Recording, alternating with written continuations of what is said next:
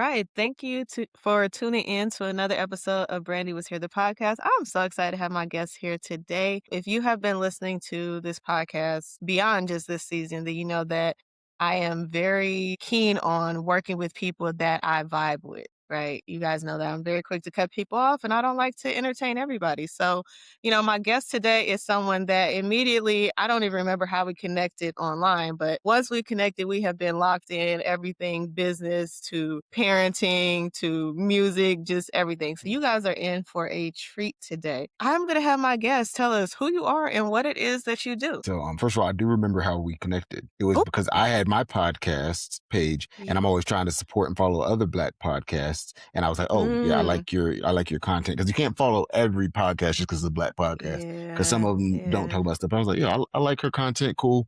And so we connected on that. But yeah, Daryl Daniels. I'm originally from North Carolina, Durham, North Carolina, born and raised, and lived my whole life there until recently, which we'll get into later on. But now I live in Mexico City. And so I am a fundraiser by trade, but I believe that fundraising is most effective when it's done through telling stories. And so how do you tell stories that make people want to play a role in the end story, the end goal? And so I'm like, how do we create a space for nonprofits and community-oriented organizations that allow them to tell stories that make people want to move and want to be a part of it?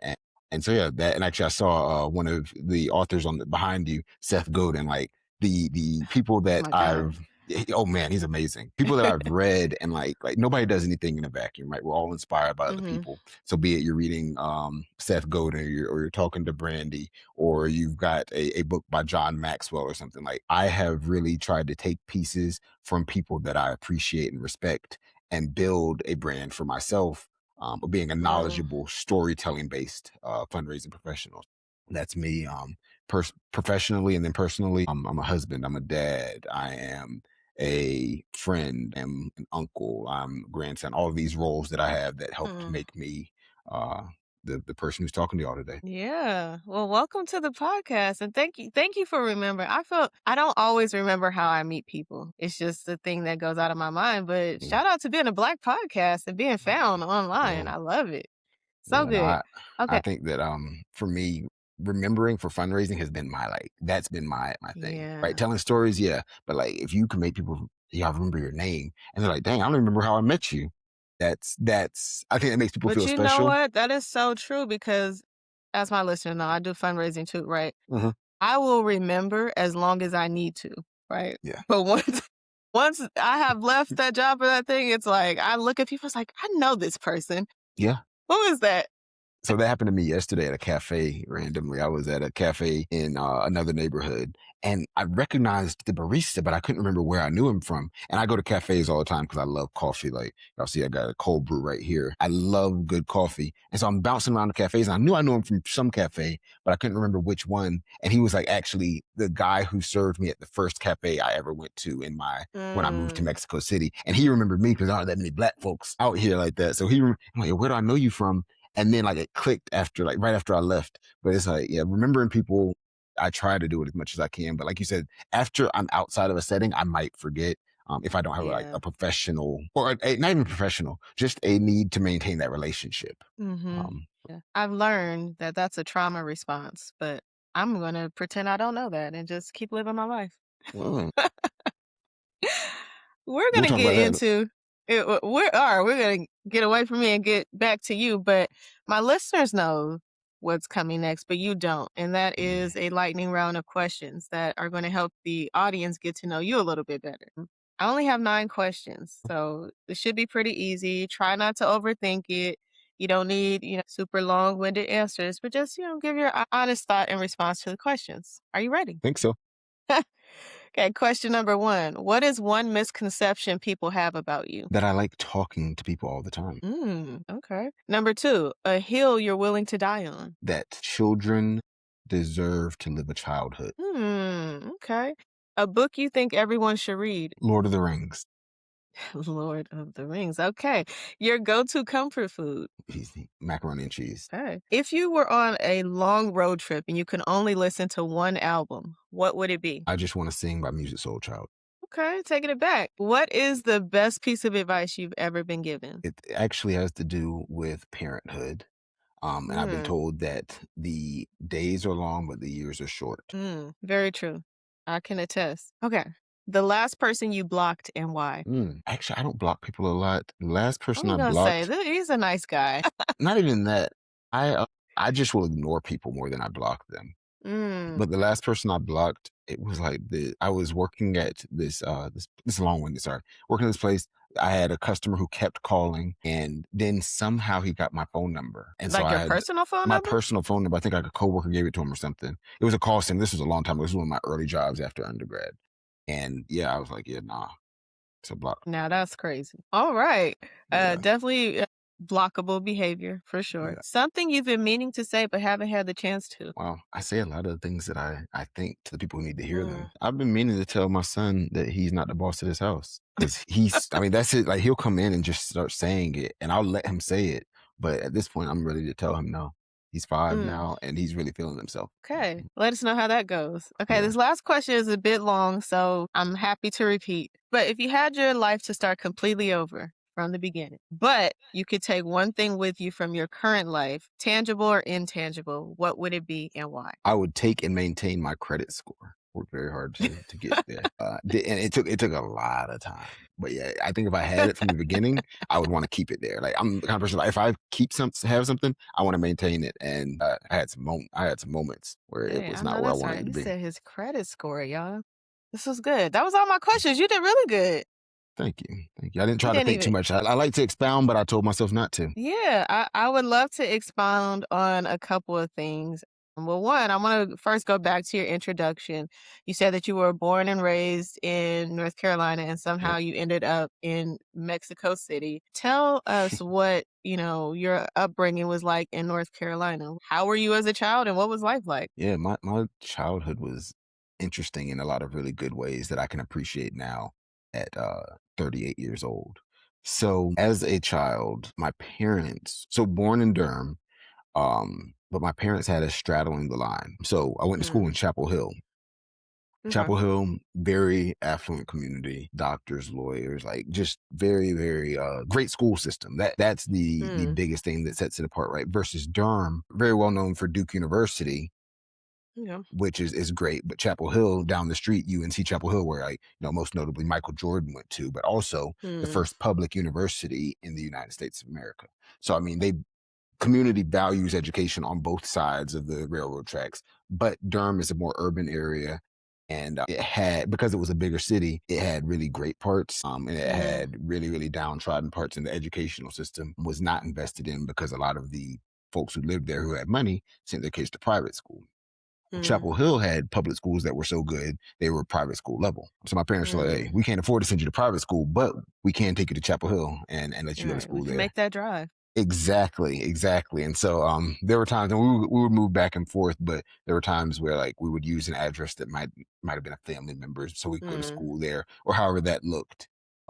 And it worked out. I couldn't stand it when I was a kid because my mm, homeboys and my cousins, they were like, "Yo, you go to the white school, da da da da." yeah. And mind you, there are black kids at the school, or at these schools in Chapel Hill, but it's known for being, like I said, a more well-to-do community.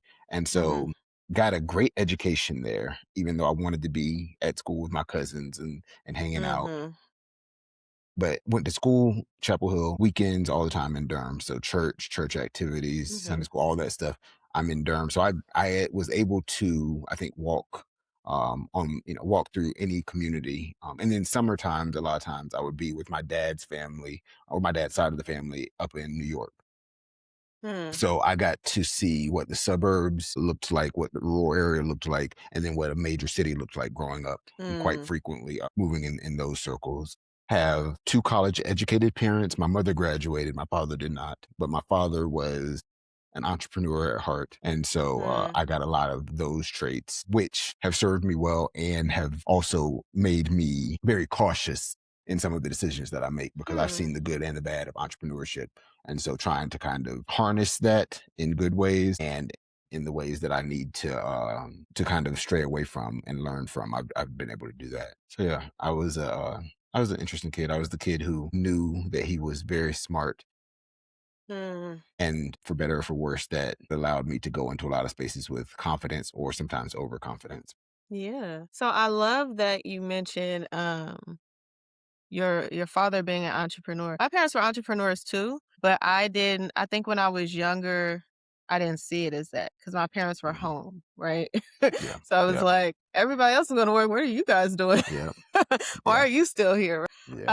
What type of business did your father have, and what are some of the things that you observe as a child that you either implement or have influenced you Yeah. today? So when I was the first job I remember him having, he actually was working as a real estate agent, which is very Mm, entrepreneurial in and of itself. it And is.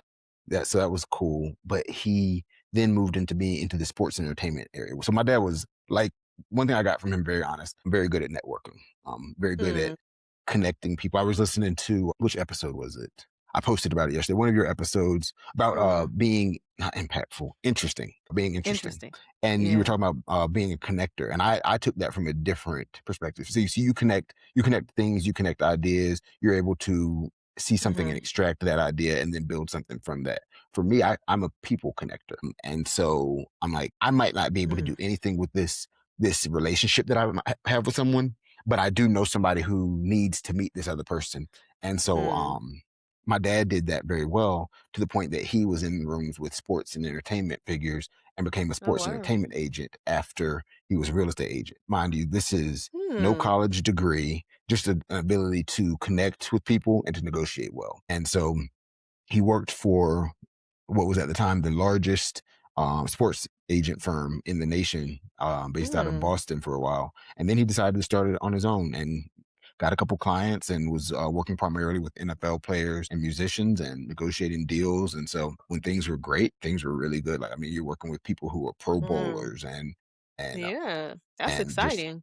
it was cool. I was going to a lot of NFL games, so when stuff was great, it was Mm. great. When players were getting injured, nah, now okay, some Yeah, money's it's out the so door, great. right? Right. Yeah. Or I remember one player. I mean, he was really cool. Went to his college games, saw my dad like recruiting to work with him so Mm, he could get him into the NFL. And the dude was amazing. Super Bowl, couple Super Bowls that he went to, scored touchdowns, all this stuff. And then his health was not a priority for him. And so as he mm. started to, his career started to deteriorate. Well, now our finances are deteriorating. And so for me, I was Yeah. like, wow, how can I have, as this adult, how do I have entrepreneurship that's not based on someone else's ability to make Ooh. money for themselves? So it doesn't impact my bottom line as much, right? Yeah. How am I not selling that person's service, but my service? So, yeah, Mm. Ooh, that's an important distinction. I yeah, like that. I like that a lot. 'Cause I think sometimes people want to start a business, but someone said, I think it's some rap song, like, if your idea depends on me, you got to come up with another yeah. idea. Oh yeah, me and my cousin always jokes about it. He's like, "Yo, I remember when y'all was getting that," and I mean, I throw his name out there because he was a great fullback, and he got injured. Charles Way from the New York Giants. I mean, Mm. he's like, "Yeah, y'all were getting this Charles Way money, and y'all were living good." And I mean, Charles, he's still the man. Like I still connected with him. But like he was right, right? Like Charles, Pro Bowler, amazing, and then had a knee injury, and now that's one stream of income that we can't depend on anymore. So like, how do you Yeah. not rely on somebody else's service to feed your family? Yeah. Yeah.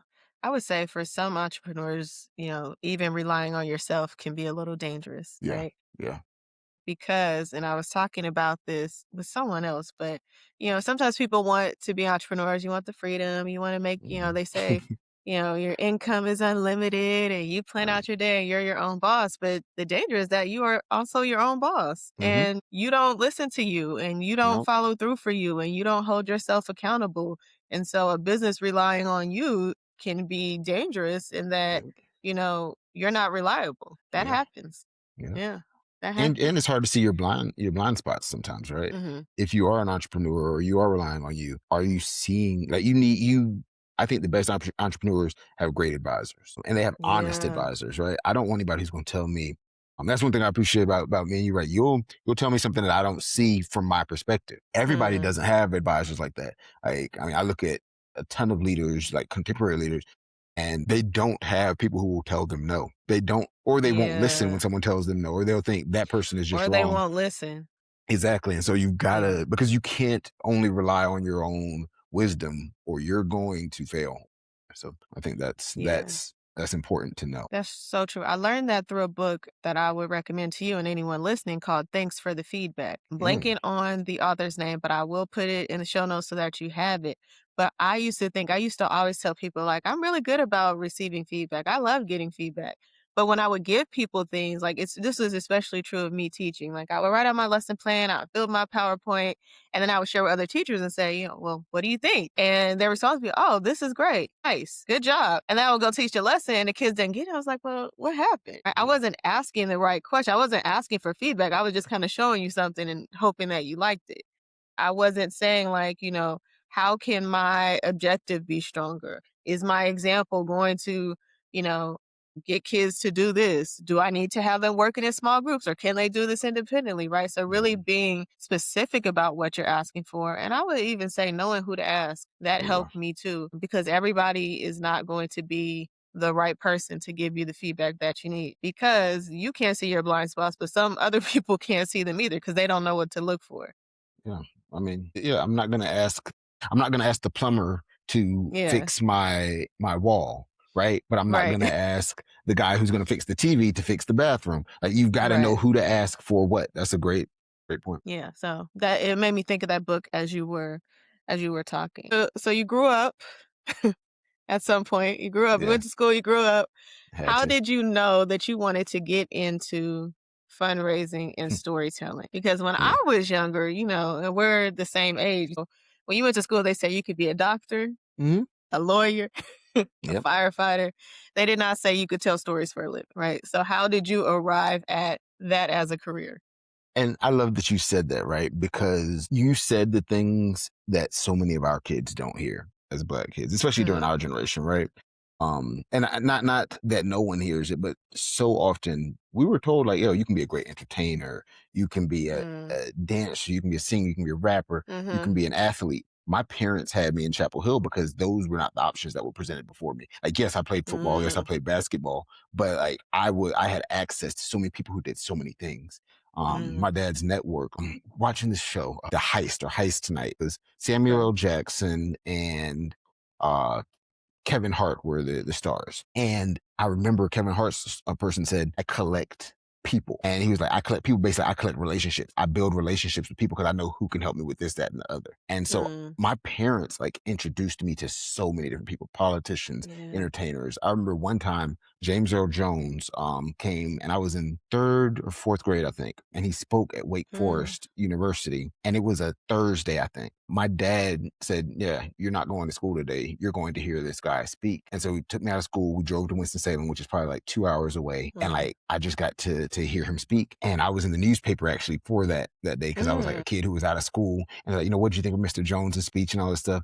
And it was really cool because yeah. I was shown that I could do all these things, but I never, back to your question, I never got taught fundraising. And I Mm, never considered it. And I didn't say this in my introduction, but I'm also a brother of Alpha Phi Alpha Fraternity Incorporated. And mm, when I was in school, I was really good at doing our fundraising events, right? I was good mm, at not only fundraising events, but selling the idea. So the university and a lot of universities will pay for students to go to conferences or to host events or to mhm, bring a speaker onto campus. Well, I remember very specifically, there was a time where we had our national convention in Las Vegas. And I was like, yo, where are we gonna get the money to send our delegate strength? Which at the time we had to send like 3 or 4 people to Vegas because the chapter was so large at the time. And mm, I was chapter president. I'm like, yo, where are we gonna get the money to fly everybody to Vegas, have hotel rooms, have money for them to eat? And I was like, well, the school will actually pay for it.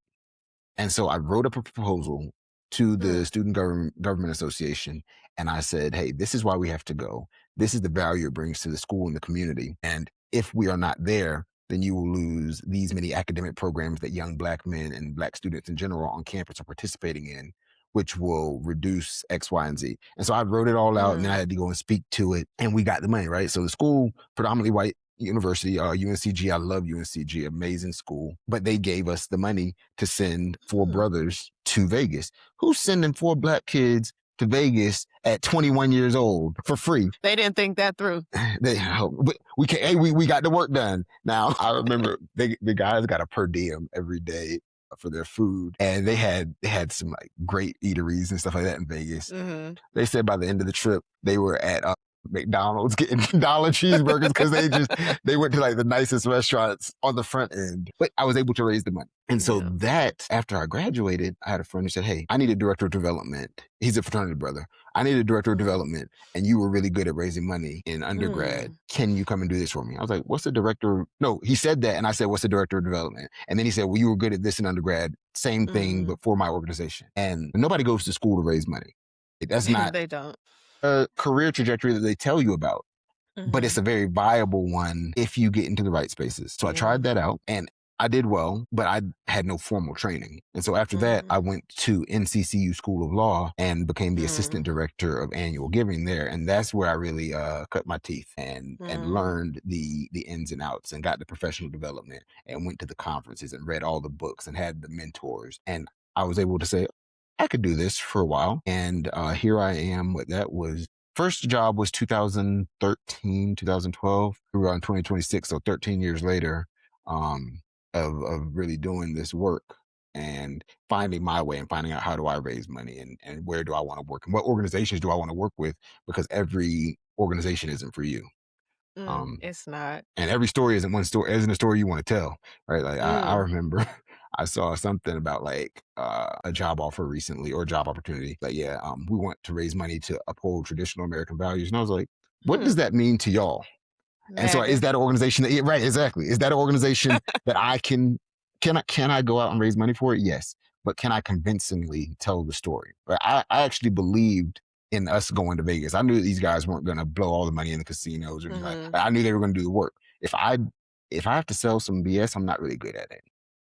There are various ways that people want to support the podcast.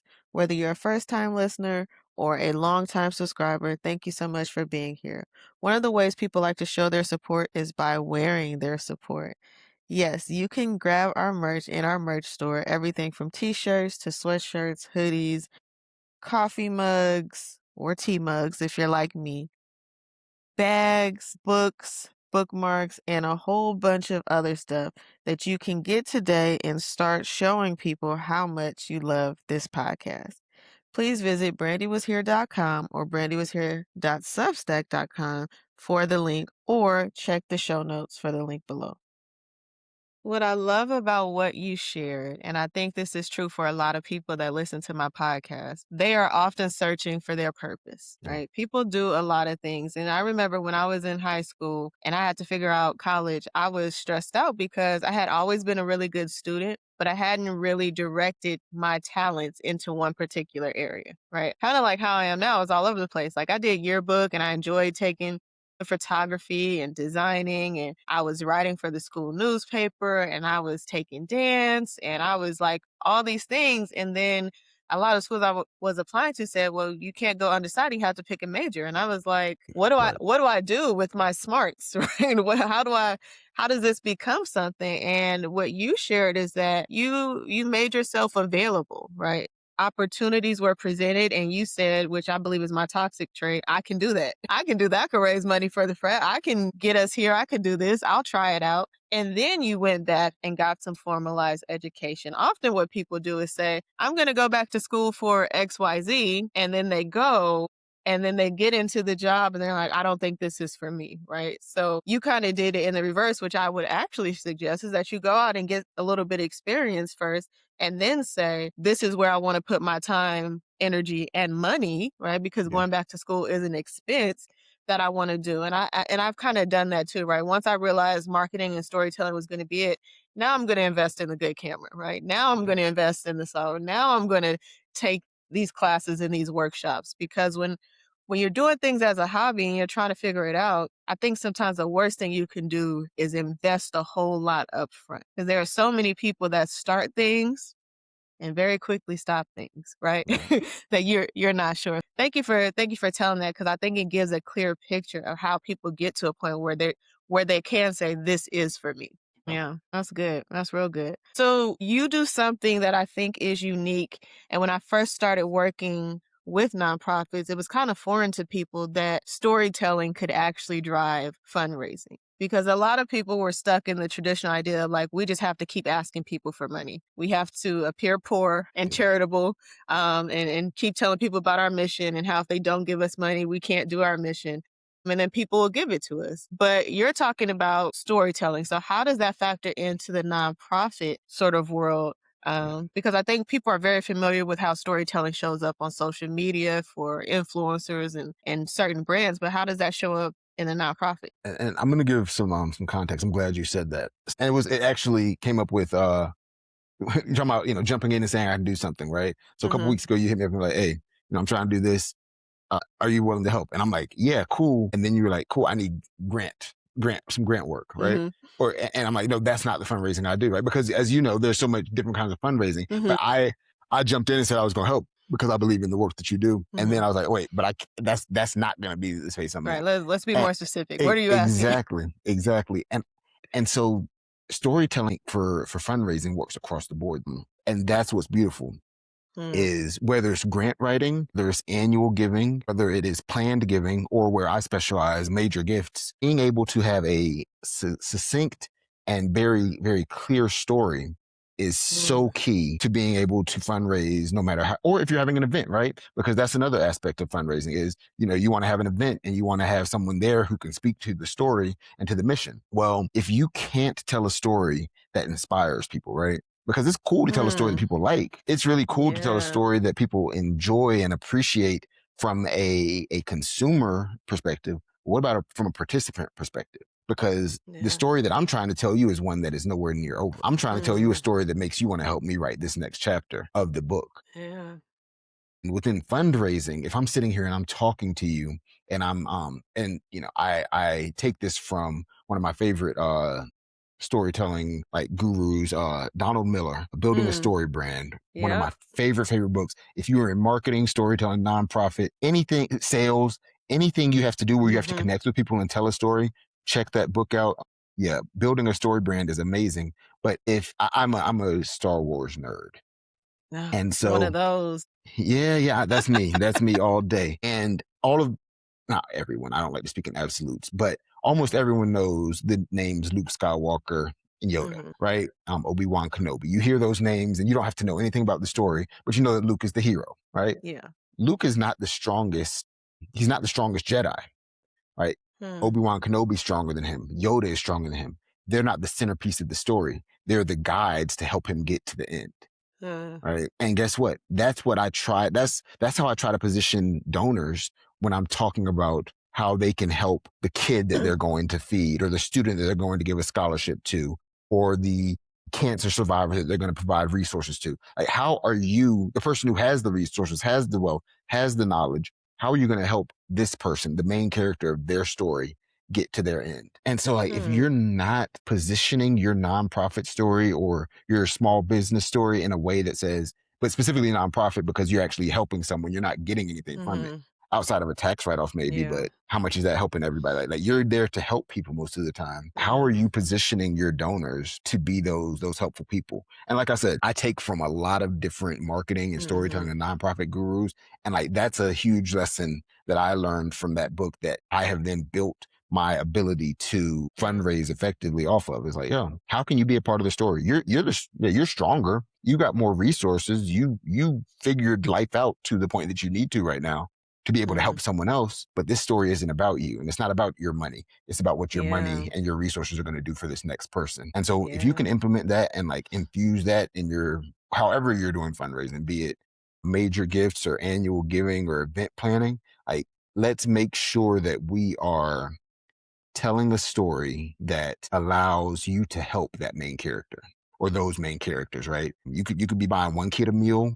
I think about this organization I work with, amazing, Table North Mm, Carolina, food insecurity organization focused on how do we make sure that kids not only have food and nutrition when they're outside of school, but know about the way that nutrition works in their body. And so we would mm, do like classes after school. We would go into the schools and teach kids, hey, this kind of food gives you this kind of energy.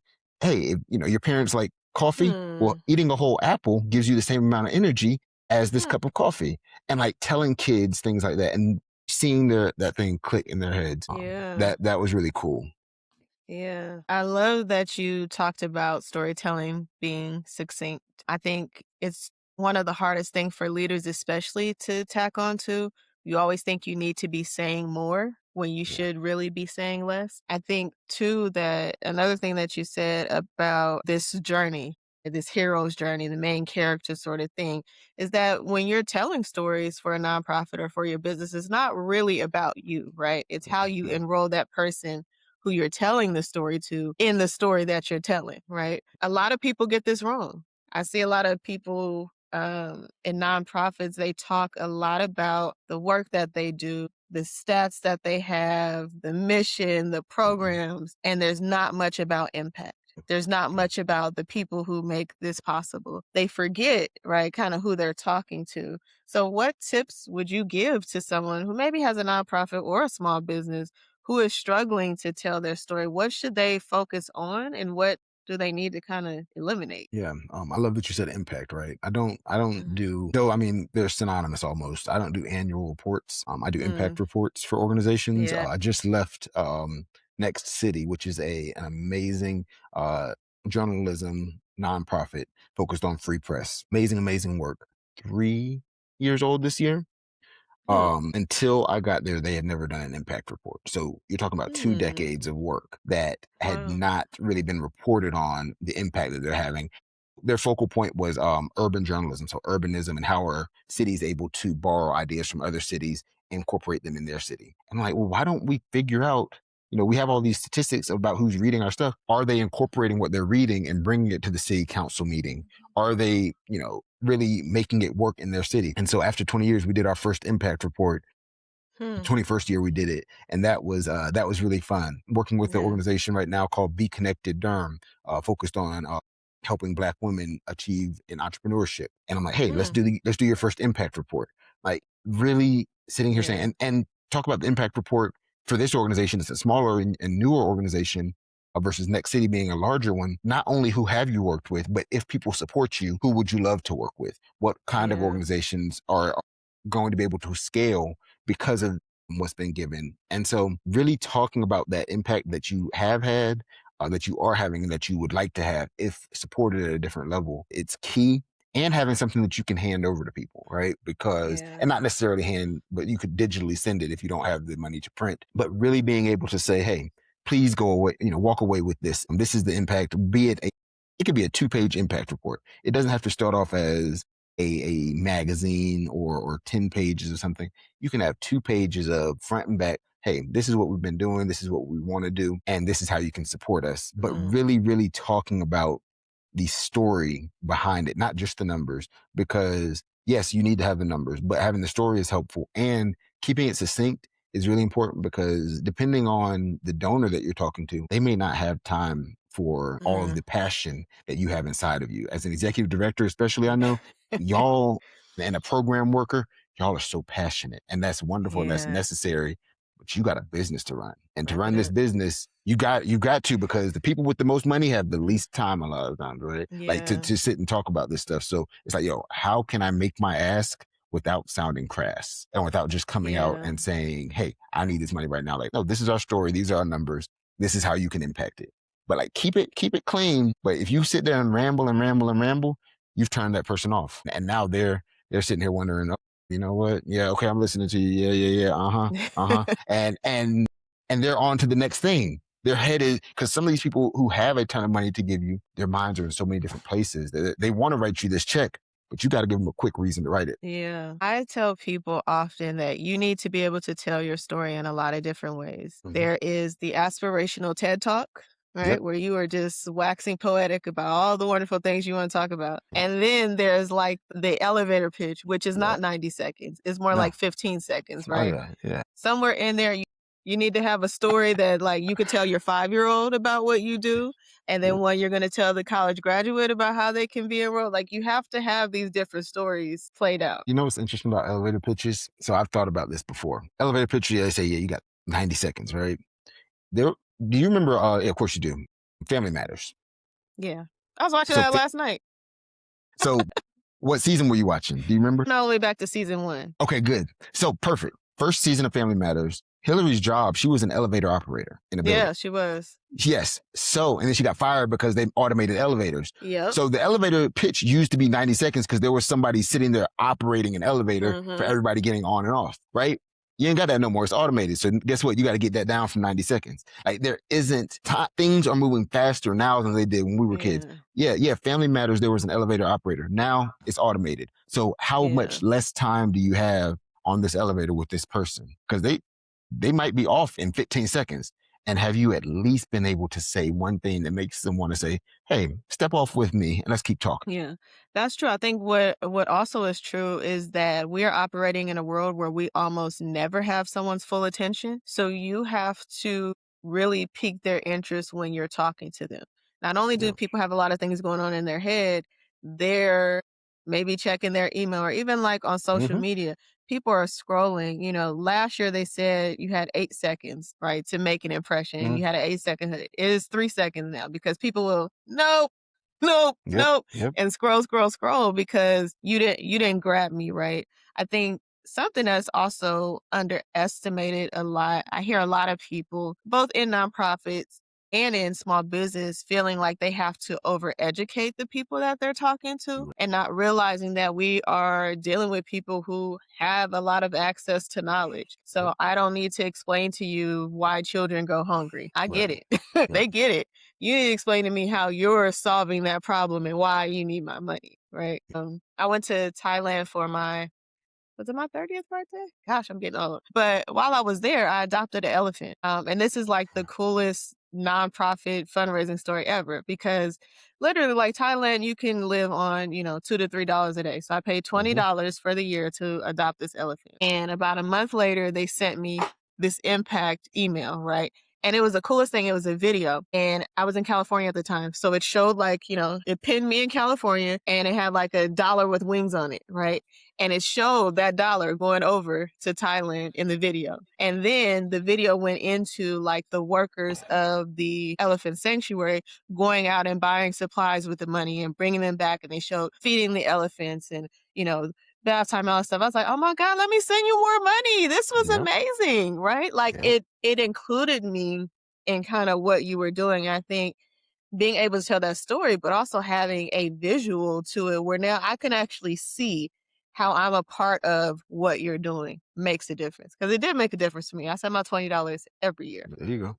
There you go. That's what's up. I love that they told a story that incorporated you, even Mhm. though, right? And in that moment, yeah, you were the hero for that elephant. Like you Yeah. were, the elephant's not going to spend your money. So the people who needed those resources, people who they needed to hire the workers and pay them, hopefully, dignified amount. You were supporting that. Also, y'all ain't Yeah. gonna take my millennial card from me. I think I might have said Hillary was on that, and I meant to say Harriet. I was Harriet. in Fresh Prince mode and Family Matters. Y'all ain't gonna take my millennial card. So I'm still very much so an 80s baby. Yeah, you got it. You got it. Yeah, I love that. So you gave them some tips, and my audience, they take notes when they listen. So I know that Mhm. they wrote them down. They are now probably wondering, okay, that makes a lot of sense, but how do I get started? How do I even know if my story is worth telling? Tell it to somebody that you don't know. Go into a coffee shop, a cafe, whatever, and sit down and like talk to somebody. Like talk to a coworker who you don't talk to that much. Somebody who's not invested in making you happy. Hmm. Somebody who's not invested in making you smile or making you feel good about your idea. And Hmm. if that's the case, then I think that, and it doesn't mean they have to give money in that moment, right? Doesn't mean they have to support you. Just say, would you if you could? If you could and you cared, would this make sense to you? Because also Hmm. everybody doesn't care about the same things, right? Some people are more concerned with That's breast true. cancer research than they are with, food insecurity for children or with higher education. So everybody's no is not because your stuff isn't good, but at least if you can say, hey, but does it make sense? Yeah. Does it resonate? If this were an organization that you cared about or a cause that you cared about, would you support this organization? Hmm. But if you tell your best friend, they might just like the fact that you put it together in a way that they know you would, right? Like they like you because they're your best friend and they're not trying to make you feel good all the time. They might be like, yeah, you know what? That sounds good. For someone who has no reason to want to make you Hmm. happy and they say, yeah, you know what? I could get behind this. If Yeah. I had $1 million, yeah, sure, I would give you 20,000. Yeah, that's good. Talk to strangers, people. Speaking of strangers, you left your wonderful home of North Carolina that you love Yeah. so much, and you opted to be a stranger in a completely new country. How did that happen? I feel like you were ahead of the growing sort of cohort of Black expats who are not only going to Mexico City, but all over the country, anywhere but Yeah, here, and yeah. living their best life. So, how did that happen for you, and what made you ultimately decide to just go for it? Yeah, we didn't. So first thing, we didn't leave because of the current administration, right? I don't believe in making decisions based on individuals unless it gets really Mhm. dangerous, right? Like if it got really dangerous, sure, I'm leaving Nazi Germany because of Hitler, of course. Yeah. But we left because of the fact that there were policies that we didn't want for our kid. Mm. And so you and I, Mhm. right, both being born in the late 80s, Columbine was a one-off when we were kids. Yeah. Columbine was weird. I remember hearing about that and I'm like, yo, that's Yeah. crazy. Who would Yep. do this? How can this happen? And not that it was Mhm. the first, but it was the first that had the Yeah. impact that it had Yep. on the entire nation. And it was the first one that kind of shook the nation at one time and everyone had to really pay attention to it. And now there are active shooter drills at every school, public and private, across the United Yeah. States of America. And I Sad. was like, yo, it is, it is. And I didn't want that, right? I didn't Mm. want that for our son because either did my wife, because I realized the probability of there being a shooting at his school, very low. No, very, Mhm. very low. The probability of him dealing with some trauma because of active shooter drills, impossible to avoid. Yeah. Every kid, especially at a young age, Mm. they can't understand probability versus Right. possibility, right? Y They're not, their brain can't differentiate. And so they immediately go into is when is this going to happen to me? Right. So Right. my we are currently dealing with a loss in my family, like my aunt. And this is my son's first time Mm. understanding what death is. And so he's asking me today, like, well, daddy, when am I going to die? When are you going to die? Mm. Like he doesn't understand time frames because and he doesn't Right. understand time frames, numbers, all of those things because he's just learning to tell time. He's just learning all of these things. So at that age, putting the weight of wow, so death happened to Aunt Priscilla. When is Mhm. it going to happen to me? Is it going to happen soon? How does it happen? Like their minds Yeah. can't grasp it. Versus you and I, we know that if there's an active shooter drill, it's just preparing us for a worst case scenario. Right. For them, it's just preparing them for a scenario. And so Mhm. we decided to leave because no matter the administration, whether it was Barack Obama or Bill Clinton or George Bush or Ronald Reagan, or guns in the United States of America, there's a unique problem that our Mm. country has where we do not value the lives of children enough to say, hey, Mm. don't take away the guns. Sure, whatever. Let's put some barriers, some common sense Yeah. guardrails around things. And so we said, you know what? Until some common sense guardrails get placed around this thing, we'll come back and visit, Mm. but we're not putting them in school there. And so that was our deciding factor. And yeah, hopefully that will change, right? That's a step in the Mm. direction that will get me back in the U.S., being back comfortable, getting my good Southern barbecue as I would like to, and not having to think in two languages all the time because Mm. this wasn't a comfortable move, right? This was a move that Mm. we deemed necessary, but it's very uncomfortable to always have to think in two languages because I'm learning, right? Like I'm learning Spanish Yeah. and it's going well, but like I'm not a sponge like my son is. Like he is truly Yeah. bilingual and speaking at grade level. But Mm. for me, it's every day. If I'm here, I've got to really outside of like ordering coffee, ordering for life. If I'm having an actual conversation, I have to Yeah. think twice as hard. And I mean that's not always fun, but it's also necessary. Yeah. I appreciate that context because yeah, the US is out of control. And so you made what you're calling a necessary move. Have you found enjoyment and comfort in where you are and what does that look like? Yeah. So I have found a fun level of challenge. Hmm. That's what I'll say. Comfort, nah, nah. I live a comfortable lifestyle here, but Hmm. there's always the things that I grew up with that I was used to that I don't have. So I don't have a dishwasher here because it's just not common. Oh. Yeah, yeah. So I mean, you can, but it's like that's a huge luxury like that because the infrastructure. Yeah. So it's not even just it's not the country of Mexico, but specifically the city. So I didn't know Mm. this until we moved here. I always thought New York was the biggest city in North America, huge city, Mm. right? Mexico City is twice as large, 22 million people in the metropolitan area. The the city itself is larger than the state I come from, population wise. And so dealing with that many people, you also have the infrastructure issues of, water consumption and pollution. And so certain things that are Mm, luxuries just aren't here. Like, the exhaust that comes from air conditioning generally, right? There's not Air conditioning systems are not common here. So you've mm, got, but it's also not very hot. It doesn't get okay. above 80. It doesn't, and then, in the colder months, it doesn't get below 40. So, I mean, the weather is, you can be fine if you dress properly and have a at night. Okay. But that being said, the luxuries that I'm used to, I just don't have all of them. So it's not comfortable, but I am enjoying it. I've got a network both of Mexican friends that are local and from here that I've Mhm. developed relationships with, primarily thanks to our son, because as a parent, you end up talking to the other parents at school, You and do. and so that's been cool. But then we have a bunch of other Black immigrants that we connect with out here, be they people who moved on their own or a lot of U.S. Mm. embassy workers, because the U.S. embassy is in our neighborhood, and so we've been able to connect with a lot of other Black folks and just folks from the U.S. in general. And so we have a network, we have a community that we've been able to connect with, and that's been pretty cool. That's good to know. Check that off my list. I do not like washing dishes, so that would be unfortunately a Oh, deal I breaker for hate it. me. I absolutely hate it.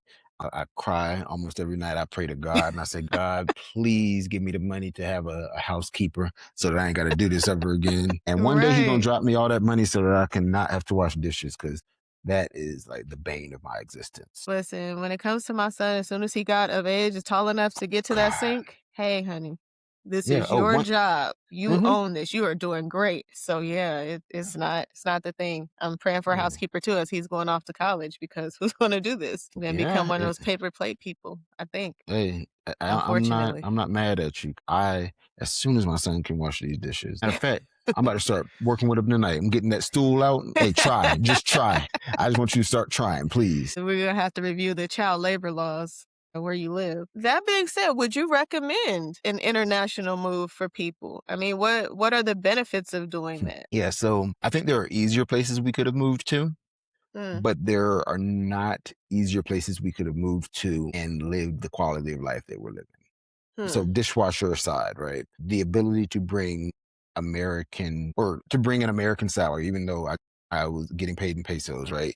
To bring that mhm, equivalent down here, we were able to do more. At the same time, we came down knowing that we were going to intentionally pay taxes here and invest in the community. So I think mhm, that if you have the ability to do it equitably, I encourage you to. We get a bad rap, especially in Mexico, because there are a lot of Americans who come down here, spend the 180 days at a time you can spend, go back, come right back a week later, and mhm. avoid paying taxes here, avoid investing in the community. You can do And I they think let you that do that? There's no limit on, the like, the back and forth? 108, nope, 180 days is it. And so it makes it more difficult for people who want to either come as a tourist, a genuine tourist who's here for 2 weeks because they want to see the city. Yeah. It makes it difficult for them, makes it difficult for folks like myself and my family who are paying taxes down here, but still, if you just see an American, you're like, oh, y'all probably border hopping as well, right? Like that's the crazy thing. Now we are Yeah. the border hoppers.